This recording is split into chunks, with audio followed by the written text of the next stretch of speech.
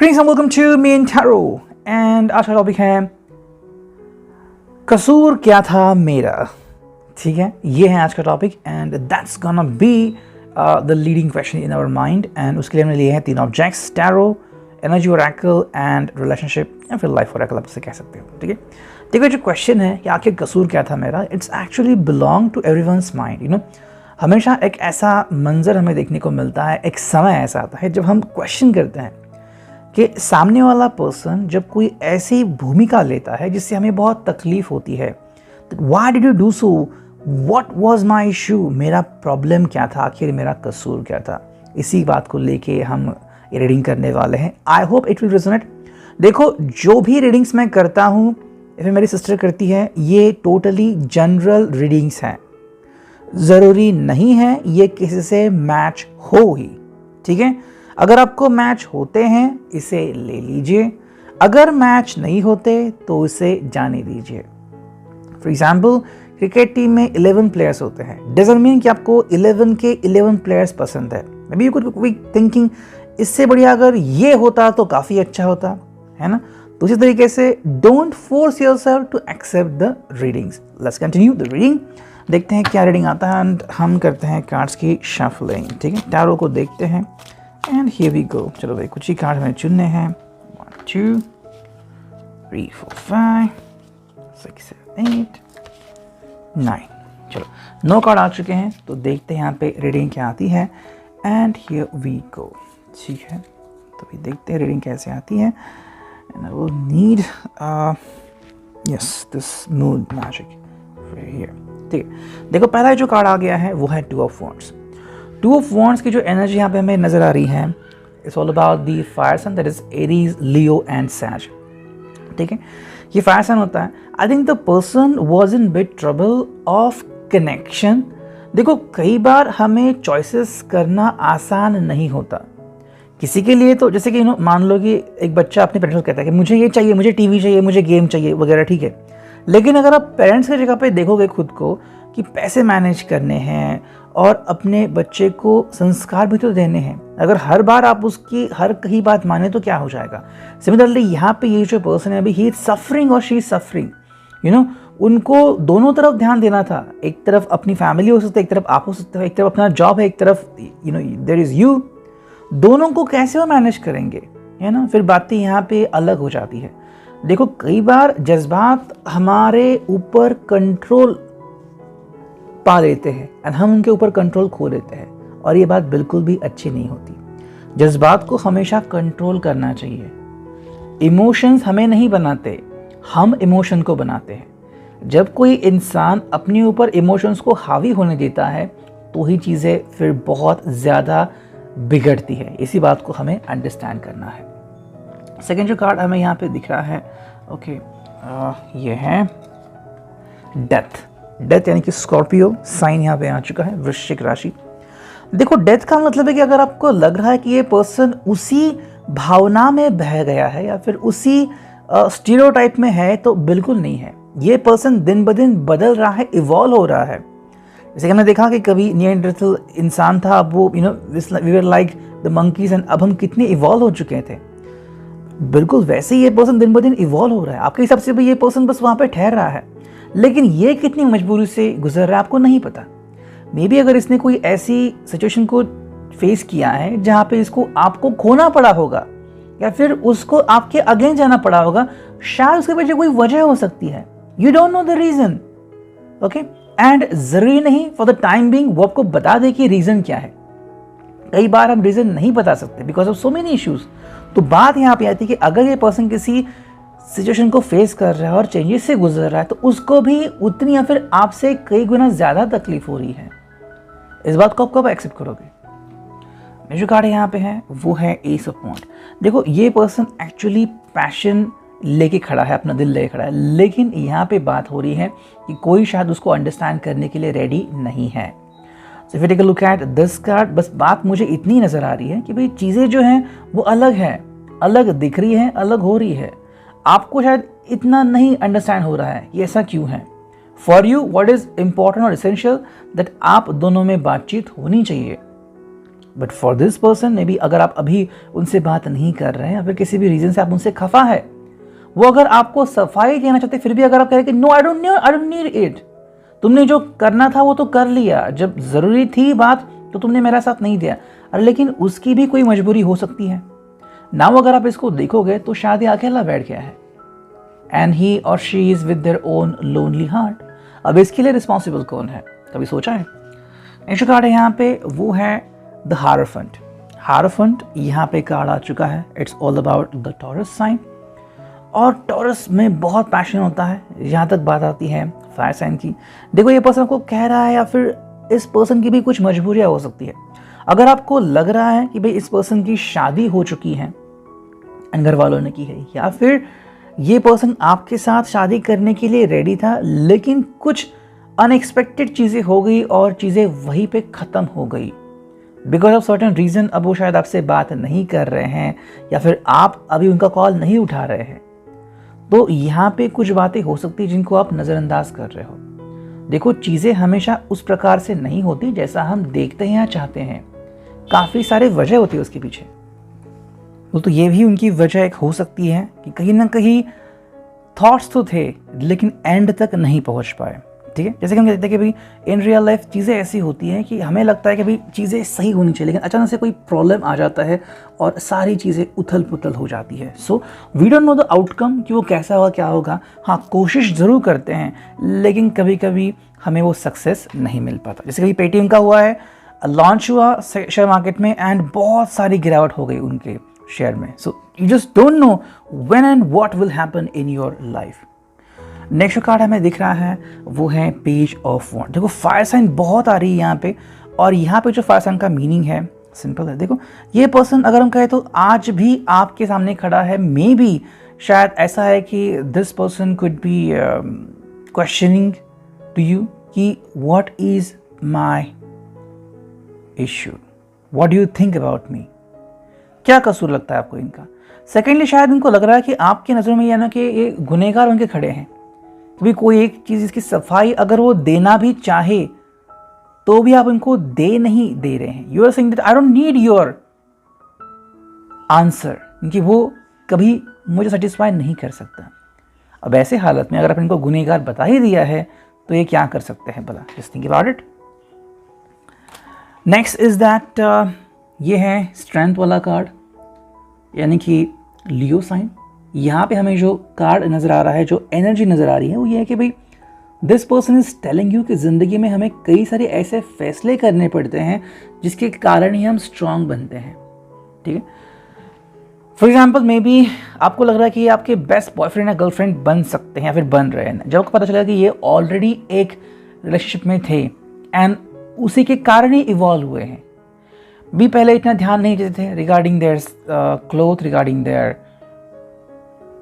Health. अब जो body builder या फिर खूबसूरत बने हैं वो अभी उन्होंने ध्यान दिया इसके लिए, चश्मा हटाया है, मे बी लेंसेस लगा दिए हैं, बालों को कुछ किया है, नाउ दे लुकिंग स्टनिंग। लेकिन अगर आपको पता चले कि भाई ये पहले किसी और के साथ रिलेशनशिप में थे तो you are like no I don't want it. ये प्रॉब्लम आपकी है, फिर इनकी नहीं है। नेक्स्ट कार्ड है वो है द हैंग्ड मैन। देखो ये पर्सन फिर भी सोच रहा है, अभी तक ये किसी भी एक स्पेसिफिक डिसीजन तक नहीं पहुंचा है। आज भी अगर हम कहें तो ये आपके सामने वैसे ही है जैसे पहले थे, there is no issue about it. Then we got the judgement card. देखो आपने पहले ही अगर इनके लिए जजमेंट प्रस्तुत किया कि जितनी भी बार आप मेरा दरवाज़ा खटखटाओगे मेरा आंसर ना ही होगा, यू नो, तो फिर क्या करेंगे। सिमिलरली ये रीज़न आपके लिए हो सकता है कि maybe you are waiting for somebody. ठीक है, आप किसी के लिए वेट करो, वो कह रहा है कि नहीं I have done the judgement, मुझे नहीं कोई thoughts about you, I don't want you in my life, तो क्या करोगे आप।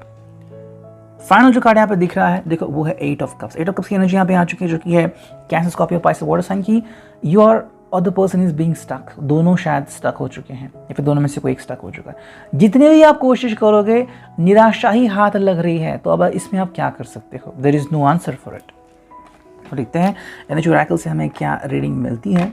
ठीक है, let's go through it and connect with some cards. ठीक है, चलो कुछ कार्ड चुनते हैं एंड हियर वी गो। चलो देखते हैं कि क्या रीडिंग आती है। बस कुछ ही कार्ड चुनने हैं, 1 2 3 4 5 6, 7, 8 एंड 9। ठीक है, 9 कार्ड यहाँ पे भी आ चुके हैं और देखते हैं कि रीडिंग क्या आती है। ठीक है, तो चलो देखो, पहला जो कार्ड मतलब यहाँ पे जो नज़र आ रहा है, देखो वो है इनडिसिजन। सॉरी, इनडिसिजन की एनर्जी हमें यहाँ पे नज़र आ रही है। इनडिसिजन मतलब देखो ये पर्सन कोई भी डिसीजन नहीं ले पा रहा है ना। There could be so many thoughts behind this. देखो, जब भी हमें लगे कि आंसर ही होगा तो ज़रूरी नहीं कि आंसर वही होगा, काफ़ी कुछ वजह उसके पीछे हो सकती है। The first thing is indecision. ये पर्सन किसी भी कारण से निर्णय नहीं ले पा रहा है और यही बात यहाँ पे मैटर करती है। ठीक है, सेकेंड जो कार्ड हमें यहाँ पे दिख रहा है, ओके, यहाँ पे मैं ऐसे रखता हूँ, ठीक है, वो है angel of strength. Angel of strength is over here. तो इसका क्या मतलब है? अगेन वी यहाँ से जैसे कि टैरो में हमें स्ट्रेंथ कार्ड आ गया था, वैसे यहाँ पे कार्ड आ गया। देखो ये पर्सन स्ट्रेंथ निभा रहा है। अभी वो पर्सन जिस तरीके से ज़िंदगी जी रहा है, ज़िंदगी जो फलसफे उसको मिले हैं, जो एटीट्यूड है उसका, वो यूं ही नहीं है। उसने बहुत संघर्ष किया है। ये आपके बारे में हो सकता है कि आप जो हो बहुत संघर्ष करके आ चुके हो, लेकिन आपके लिए संघर्ष मायने रखता है। ठीक है, एक कहानी है जिसमें कहता है कि एक बच्चा देखता है कि एक जो तितली है वो बाहर निकलने की कोशिश करती है, तो वो तितली के जो जो शेल होता है, जैसे कि वो बाहर निकलती है, वो काट देता है। एक्चुअली वही वजह होती है कि तितली स्ट्रांग बनती है। अब जब वो तितली को बाहर निकलता है तो उसके पंखों में दम ही नहीं रहता और वहाँ पे ही वो दम तोड़ देती है। सिमिलरली अगर आप या फिर ये पर्सन अभी जो बन चुके हैं, आपने जो फेस किया है ज़िंदगी में, उसी के कारण बन चुके हैं और इसी के लिए तो इम्पॉर्टेंट है ना। देखो, सीईओ चाहे कोई भी बने, वो अगर अपनी टीम का सही चुनाव करे तो ही उसकी कंपनी आगे जाएगी, है ना। तो यही बात है कि आपके लिए आपका ये वजूद ही काफ़ी इंपॉर्टेंट है। नेक्स्ट कार्ड यहाँ पे है वो है अटैचमेंट। कहीं ना कहीं अटैचमेंट है यहाँ पे। देखो, कुछ लोग अपनी ज़िंदगी में गलतियाँ करते हैं, जैसे कि कुछ लोग आप देखते हैं कि भाई वापस से वही चीज़ करते हैं, be connecting with the family, even तो पता है कि फैमिली मेम्बर शायद उनको पसंद नहीं करते, या फिर तो सो मेनी इश्यूज़, किसी दोस्त से दिल तोड़ा है या फिर धोखा दिया, फिर भी उसी के लिए कुछ कर रहे हैं बिकॉज इनकी अटैचमेंट है। जरूरी नहीं होता कि ये करे ही, लेकिन करना पड़ता है because they are compelled by their own heart. अच्छे लोग भलाई करते ही हैं, चाहे आप उन्हें कितना भी रोको वो नहीं सुनेंगे। यही बात है कि इनके साथ हो रही है। नेक्स्ट कार्ड यहाँ पे वो है man holding a coin. I think this person, शायद ये पर्सन रिच, अमीर हो सकता है, फिर ये पर्सन बहुत कुछ कर रहा है, बहुत कुछ जिसको हेल्प करनी है। आई थिंक ऐसे भी लोग आपको मिलते हैं कि अमीर तो नहीं है लेकिन लोगों में काफ़ी बोलबाला है, उनके एक सेंटेंस में चीज़ें हो जाती है। तो ये पर्सन दूसरों की हेल्प करने के लिए तैयार बैठा है, लेकिन जब बात आपकी आती है तो ये सुनना पड़ता है। ये कहीं ना कहीं हो सकता है। नेक्स्ट कार्ड यहाँ पे वो है एंग्जाइटी। ये भी इश्यूज आपको इनमें नज़र आ सकते हैं। मे बी ये पर्सन शायद किसी इशू से गुजर रहा है, कोई हेल्थ इशू, कोई मेडिकल इशू हो सकता है। सेकेंडली एंग्जाइटी इशूज़ है बहुत ज़्यादा बढ़ चुका है बिकॉज अगर हम बहुत ज़्यादा सोचते हैं। ओके, जैसे मैंने पहले भी बताया था एक रीडिंग में कि मैंने जो देखा था 999 ब्रुकलिन, ओके, 999 ब्रुकलिन ऐसा नाम था उसका। तो वहाँ पे जेक पराल्टा एंड आई थिंक सैंटियागो, ये दोनों जब शादी करने के रेडी होते हैं तो उसके बाद एमी सिंह सैंटियागो कहते हैं कि भी मुझे किड्स चाहिए, एंड वो कहता है उसका husband, I don't think I am ready for the kids, क्योंकि उसे दिन एक बॉम्ब एक्सप्लोजन हो रहा होता है। अगर वहाँ पे कुछ हो जाता तो जस्ट इमेजिन। तो दैट इज़ द थिंग, कुछ लोग बहुत ज़्यादा सोचते हैं, चीज़ों की गहराई तक जाते हैं, उसी कारण उनको एंग्जाइटी इश्यूज हो सकते हैं। नेक्स्ट कार्ड हमें यहाँ पे दिख रहा है वो है the thinking man. This person is thinking and thinking and thinking. ये तो दोबारा से कंफर्म हो गया, पहले हमें एंग्जाइटी इश्यूज दिखा, फिर हमें थिंकिंग मैन दिखा। देखो, ये बहुत कुछ सोचते हैं और आपको लग रहा है कि ये यूं ही कुछ चीज़ें करते हैं, ऐसा नहीं है। उनके हर चीज़ के पीछे कोई ना कोई वजह होती है। नेक्स्ट जो कार्ड है वो है फाइनेंशियल कंस्ट्रेंट्स। शायद कोई फाइनेंशियल कंस्ट्रेंट आ चुका है आपके हिसाब से, भाई चलो शादी करनी तो we can just do that. देखो, वो दिन गए जहाँ पे लोग कहते हैं कि हम घर से भाग जाएंगे या फिर विल डू मैरी, हम बाद में जॉब वगैरह कर लेंगे। आजकल ऐसा नहीं है। जॉब मिलना, पैसा मिलना बहुत मुश्किल हो गया है। तो उसी के लिए बहुत इंपॉर्टेंट है कि आप पहली बात तो अपने लिमिटेशंस को अंडरस्टैंड करो और उसी के बाद आगे बढ़ो। उसी को आप प्रैक्टिकलिटी कहते हैं। नेक्स्ट कार्ड है वो है द टेम्पल पाथ। देखो, इस पर्सन को एक सही जर्नी चाहिए। ऐसा नहीं कि भाई बस आगे बढ़े और कोई प्रॉब्लम आ गई और सब कुछ खत्म हो गया, इसलिए वो आपको और इनको दोनों को साथ में लेके जाना चाहते हैं। जो फाइनल कार्ड हमें यहाँ पे दिख रहा है वो है स्टॉर्म वार्निंग। आई थिंक कुछ चीज़ें ऐसी हुई हैं जो आपको नहीं पता, उनके ज़िंदगी में शायद ऐसी कुछ चीज़ें हो चुकी है, जैसे कि may be somebody has gone through a lethal thing in his और हर लाइफ। फैमिली में कोई इश्यूज़ हुए होंगे, किसी की डेथ हुई होगी, या फिर अचानक से बिजनेस डूब गया, जॉब चला गया, पैसे लुट गए। सो ऐसी कुछ चीज़ें होती है जो आपको नहीं पता, वो शायद आपको नहीं पता, डजंट मीन कि ऐसा हुआ नहीं है। जो फाइनल कार्ड हमें यहाँ पे दिख रहा है, देखो वो है ये ओरेकल। देखते हैं यहाँ से हमें क्या रीडिंग मिलती है and then we will end this topic. ठीक, चलो करते हैं, देखते हैं क्या रीडिंग आती है। हमें बस कुछ ही कार्ड चुनने हैं। Okay, so here we go. इतने सारे कार्ड आ चुके हैं, तो अगर आते हैं तो we can just stop them. देखते हैं यहाँ पे रीडिंग क्या है। देखो पहला जो कार्ड है वो है चिल्ड्रन। शायद ये एक इशू हो सकता है, मे बी ये ये पर्सन किसी और के प्रोटेक्शन दे रहा है, फिर किसी और के लिए बहुत कुछ कर रहा है। देखो जैसे कि हम कहते हैं कि किसी माँ के लिए अपना बच्चा कितना भी बड़ा हो जाए वो बच्चा ही रहता है, उसी तरीके से may be this person is doing something, जैसे कि उनका कोई छोटा भाई या छोटी बहन उनके लिए बहुत कुछ कर रहे हैं, उनके लिए अपना जो इन्वेस्टमेंट है वो उनके लिए दे रहे हैं, समथिंग लगता है, and you don't like it. May be ये भी एक चीज़ हो सकती है, या फिर somebody has just become ultimately important। अचानक से कोई एक्सीडेंट हो गया और डॉक्टर ने कहा कि you can't do that anymore now, अब ये चीज़ें नहीं हो सकती। सो वो क्या करेगा, the person doesn't want you to know about it and maybe there are differences। ठीक है, सेकेंड जो कार्ड हमें यहाँ पे दिख रहा है वो है illusion embrace the truth। कई बार इल्यूजन भी होता है और हम इस इल्यूजन को समझ नहीं पाते। इल्यूजन मतलब क्या है कि देखो लगता तो है कि चीज़ें ऐसी हैं लेकिन फिर अलग हो जाती हैं। फॉर एग्जांपल जैसे मैंने बहुत सालों, आई थिंक बहुत दिनों पहले एक एग्जांपल दिया था कि there was a person, very good person था, नोटेबल पर्सन था, काफ़ी अच्छा कमा रहा था, उसकी शादी हो गई, उसका कहा कि भाई चलो लड़की तो अच्छी है, स्मार्ट है। जैसे ही वो मायके गई after 6 months she pressed all the charges against him. पता चला शी वॉज अ लेस्बियन। तो फिर उस शादी क्यों की, जैसे इमेजिन। तो उसी तरीके से इल्यूजन मतलब क्या होता है कि आपको नहीं पता चीज़ें कैसी हैं, इनके ज़िंदगी में क्या हो रहा है क्या नहीं हो रहा है। कई बार लगता है कि चीज़ें ऐसी होंगी, मे बी ये पर्सन जब आपके करीब आना चाहता है तो नाउ यू जस्ट अंडरस्टैंड कि नहीं भाई चीज़ें नहीं हो सकती। So that is your problem, not the person problem. वो तो इसमें इन्वॉल्व नहीं थे ना। आपने जब इनकी तरफ देखा मे बी या फिर इस पर्सन आपकी तरफ देखा, so both of you don't no कि फ्यूचर क्या होने वाला है। नेक्स्ट कार्ड है वो एपिफेनी, सीक क्लैरिटी। देखो सीक क्लैरिटी बहुत इंपॉर्टेंट चीज़ है। अभी चाहे हालात कुछ भी हो, आप दोनों के लिए काफ़ी इंपॉर्टेंट है क्लैरिटी को ढूंढना और क्लैरिटी को एक्सेप्ट करना। ठीक है, ये बहुत इंपॉर्टेंट है। जैसे कि मान लो कहीं पे एक्सीडेंट हो चुका है, अब ब्लड की अवेलेबिलिटी होना काफ़ी इंपॉर्टेंट है। वो कहाँ से मिलेगा और कौन जल्दी लाएगा ये देखना इंपॉर्टेंट, ना कि भाई किसके वजह से एक्सीडेंट हो गया। नेक्स्ट कार्ड है यहाँ पे वो है competition. Competition is like may be ऐसा कुछ हुआ है कि somebody is following in love और following in a trap of somebody.